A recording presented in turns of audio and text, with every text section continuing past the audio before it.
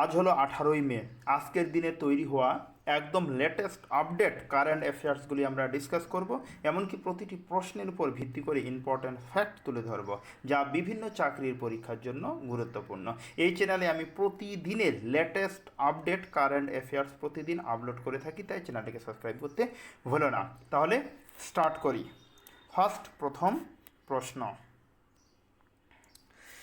মে 2026-এ কোন নিরাপত্তা বাহিনীকে প্রেসিডেন্ট কালার সম্মান প্রদান করা হয়?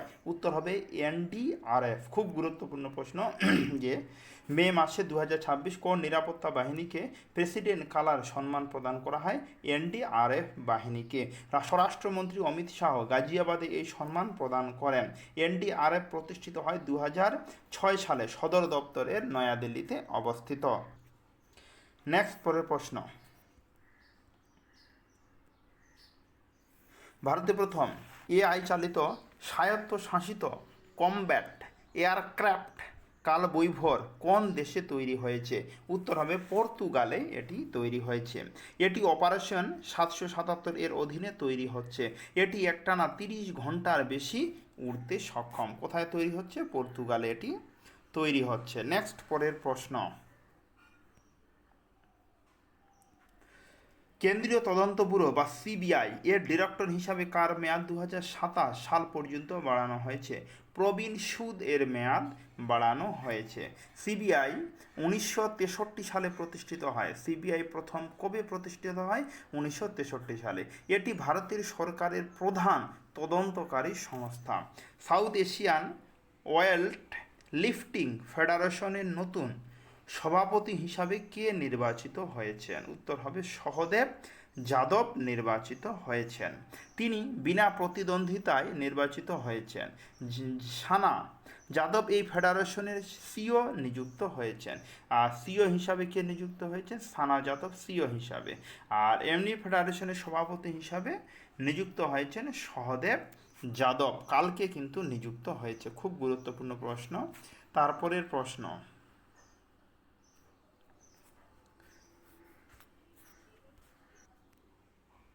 ভারতে প্রথম মানব হাতি সংঘাত গবেষণা কেন্দ্র কোন রাজ্যে স্থাপিত হচ্ছে? ভারতে প্রথম মানব হাতি সংঘাত গবেষণা কেন্দ্র কোন রাজ্যে স্থাপিত হচ্ছে? উত্তর হবে ঝাড়খণ্ডে স্থাপিত হচ্ছে। এটি পালাউমো টাইগার রিজার্ভে 20 একর জমির ওপর তৈরি হচ্ছে। এআই প্রযুক্তির সাহায্যে হাতির গতিবিধি বিশ্লেষণ করা হবে। তারপরে প্রশ্ন, ভারতের প্রথম স্যাটেলাইট টেক যুক্ত গঙ্গা সফট সেল কচ্ছপ কোন জাতীয় উদ্যানে ছাড়া হয়েছে?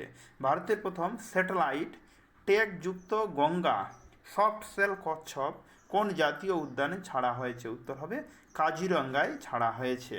এই কচ্ছপটি IUCN এর বিপন্ন তালিকাভুক্ত। স্যাটেলাইটের মাধ্যমে এর গতিবিধি পর্যবেক্ষণ করে সংরক্ষণ করা হবে। নেক্সট পরের প্রশ্ন, হ্যান্ডলি পাসপোর্ট ইন্ডেক্স 2026-এ ভারতের স্থান কত? উত্তর হবে 78তম হলো ভারতের স্থান। ভারতীয়রা বর্তমানে 56টি দেশে ভিসা মুক্ত ভ্রমণ করতে পারেন।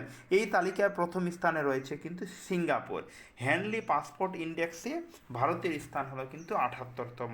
বর্তমানে ভারত হলো 56টি দেশে ভিসা নিয়ে ভ্রমণ করতে পারে। 1 নাম্বার কে রয়েছে হ্যান্ডলি পাসপোর্ট ইন্ডেক্সে? 1 নাম্বার রয়েছে সিঙ্গাপুর। স্ট্র্যাটেজিক পেট্রোলিয়াম রিজার্ভ অপরিশোধিত তেল সংরক্ষণের জন্য ভারত কোন দেশের সাথে চুক্তি করেছে? সংযুক্ত আরব আমিরাত বা ইউএই সঙ্গে যুক্ত করেছে পেট্রোলিয়ামের জন্য। চুক্তির অধীনে ইউআই ভারতের সংরক্ষণাগারে 30 মিলিয়ন ব্যারেল পর্যন্ত তেল সংরক্ষণ করতে পারবে। নেক্সট পরের প্রশ্ন, ভারতে প্রথম অনুমোদিত অ্যালজাইমার রোগের ওষুধের নাম কি? নেমাপ। আবার বলছি, ভারতের প্রথম অনুমোদিত অ্যালজাইমার রোগের ওষুধের নাম কি? নেমাপ ওষুধের নাম। এটি এলি লিলি নামক ফার্মা কোম্পানি দ্বারা লঞ্চ করা হয়েছে। ওষুধটি লরমালজি ব্র্যান্ড নামে বাজারে কিন্তু পাওয়া যাচ্ছে। এই ওষুধটি কাটকে লঞ্চ হয়েছে। ইসরোর সহায়তায় ন্যাশনাল জুট বোর্ড পাটের ফলন পর্যবেক্ষণের জন্য কোন মোবাইল অ্যাপ চালু করেছে? উত্তর হবে ভুবন জম্প মোবাইল ল্যাব চালু করেছে ইসরোর সহায়তায়। ভুবন জ্যাম রিয়েল টাইম ডেটা এবং স্যাটেলাইট ইমেজের মাধ্যমে পাট চাষ মনিটর করতে এটি তৈরি হয়েছে। এটি জুট ক্রপ ইনফরমেশন সিস্টেমের অংশ হিসাবে অংশ নেয় বা কাজ করে। তারপরের প্রশ্ন, মধ্যপ্রদেশের হাইকোর্ট সম্প্রতি কোন ঐতিহাসিক স্থানটিকে সরস্বতী মন্দির হিসাবে স্বীকৃতি দিয়েছে? উত্তর হবে ভজশালা। রিপিট করছি, মধ্যপ্রদেশ হাইকোর্ট সম্প্রতি কোন ঐতিহাসিক স্থানটিকে সরস্বতী মন্দির হিসাবে স্বীকৃতি দিয়েছে? উত্তর কি হবে? ভজশালা। এটি মধ্যপ্রদেশের ধারে অবস্থিত। 1034 সালে পরম্বার বংশের রাজা ভজ এটি নির্মাণ করেছিলেন। 18তম পশ্চিমবঙ্গ বিধানসভার বিনা প্রতিদ্বন্দ্বিতায় নির্বাচিত স্পিকার কে হলেন? রিপিট করছি, 18তম পশ্চিমবঙ্গ বিধানসভার বিনা প্রতিদ্বন্দ্বিতায় নির্বাচিত স্পিকার কে হলেন? রথীন্দ্র বসু পশ্চিমবঙ্গের স্পিকার হলেন, রথীন্দ্র বসু। স্বাধীনতার পর তিনি উত্তরবঙ্গ থেকে নির্বাচিত প্রথম স্পিকার। তিনি 18তম পশ্চিমবঙ্গ বিধানসভা দায়িত্ব গ্রহণ করেছেন। কততম? 18তম দায়িত্ব গ্রহণ করেছেন। নেক্সট, পরের প্রশ্ন। এই প্রশ্নগুলি কিন্তু এমন না যে অনেক প্রশ্ন দিয়েছি, এই প্রশ্নগুলি কিন্তু গুরুত্বপূর্ণ প্রশ্নগুলি, ইন্টারন্যাশনাল এবং ন্যাশনাল গুরুত্বপূর্ণ প্রশ্নগুলি কিন্তু এখানে সিলেক্ট করা হয়েছে।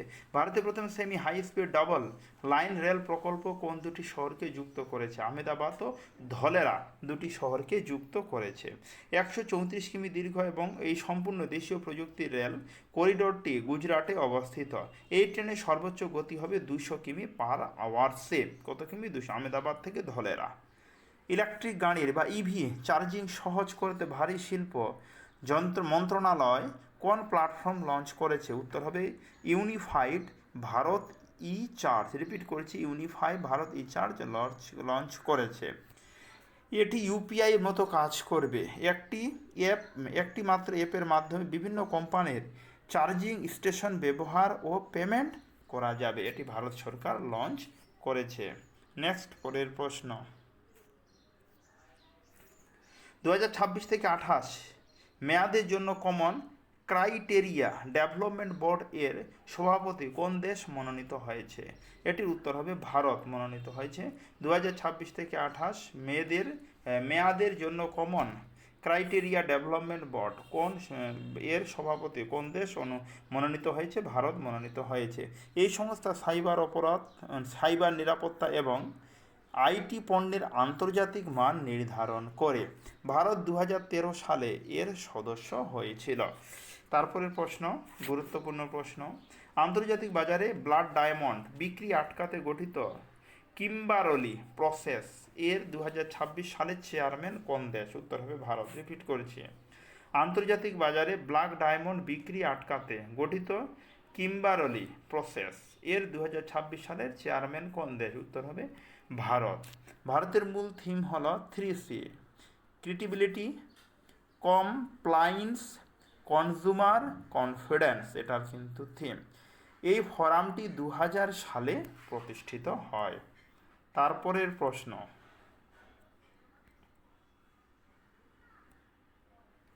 জাতীয় ডেঙ্গু দিবস কবে হয়? 16ই মে। 16ই মে ছিল জাতীয় ডেঙ্গু দিবস। ইন্টারন্যাশনাল ডেঙ্গু ডে পালিত হয়। ডেঙ্গু রোগ সম্পর্কে সচেতনতা বাড়াতে দিনটি পালিত হয়। 26শে মে সিকিমের রাজ্য প্রতিষ্ঠা দিবসও। সিকিমের রাজ্য প্রতিষ্ঠা কবে হয়? 16ই মে 1975 সালে সিকিম রাজ্য প্রতিষ্ঠিত হয় 1975 সালে 16ই মে। আবার ডেঙ্গু দিবস হিসাবে পালিত করা হয় 16ই মে। জ্বালানি বাঁচাতে এই পরিবেশ রক্ষার্থে কোন সরকার 90 দিনের মেরা ভারত মেরা যোগদান প্রচার শুরু করেছে? উত্তর হবে দিল্লি। এর মূল উদ্দেশ্য জ্বালানি সাশ্রয় এবং পরিবেশ পরিষ্কার রাখা, পাবলিক ট্রান্সপোর্টকে উৎসাহিত করা এবং সপ্তাহে একদিন নিজস্ব গাড়ি ব্যবহার বন্ধ করা। তারপরের প্রশ্ন, মে 2026-এ United Nations forum on forest এর 21তম অধিবেশন কোথায় অনুষ্ঠিত হয়েছে? উত্তর হবে নিউ ইয়র্কে অনুষ্ঠিত কিন্তু হয়েছে। এটি রাষ্ট্রসংঘের সদর দপ্তরে অনুষ্ঠিত হয়। খুবই গুরুত্বপূর্ণ প্রশ্ন, এটি কোথায় অনুষ্ঠিত হয়েছিল? যে এটি রাষ্ট্রসংঘের সদর দপ্তরে অনুষ্ঠিত হয়। এর মূল লক্ষ্য বিশ্বব্যাপী বনজ সম্পদের পরিচালনা, সংরক্ষণ এবং টেকসই উন্নয়ন নিশ্চিত করা, এটির কিন্তু মূল লক্ষ্য। প্রতিরক্ষা মন্ত্রী রাজনাথ সিং কোথায় অ্যাডভান্স মিডিয়াম কম্ব্যাক্ট এয়ারক্রাফট প্রকল্পের ভিত্তিপ্রস্তর স্থাপন করেছে? উত্তর হবে পুট্টুপর্থিতে, মানে অন্ধ্রপ্রদেশের পুট্টুপর্থিতে স্থাপন করেছে। এটি ভারতের প্রথম দেশীয় পঞ্চম প্রজন্মের স্টিলথ মাল্টি রল ফাইটার জেট প্রকল্প। এটি ডিআরডিও দ্বারা ডিজাইন করা হয়েছে। মে মাসের দিবস সম্পর্কে এখানে কিছু তথ্য তুলে ধরা হলো। ফার্স্ট মে আন্তর্জাতিক শ্রমিক দিবস। আন্তর্জাতিক শ্রমিক দিবস হলো 1 মে। 11 মে জাতীয় প্রযুক্তি দিবস। 16 মে জাতীয় ডেঙ্গু দিবস। 16 মে কি বললাম? জাতীয় ডেঙ্গু দিবস বা সিকিম প্রতিষ্ঠা দিবস। 18 মে আন্তর্জাতিক জাদুঘর দিবস। তারপর 3 মে বিশ্ব মুক্ত গণমাধ্যম দিবস। 12 মে আন্তর্জাতিক নার্স দিবস। আর 17 মে বিশ্ব টেলিযোগাযোগ দিবস বা উচ্চ রক্তচাপ দিবস। এই ছিল আজকের বাছাই করা একদম লেটেস্ট আপডেট কারেন্ট অ্যাফেয়ার্স। তাহলে আজকে অবধি, কথা হচ্ছে এর পরের ভিডিওতে। ধন্যবাদ।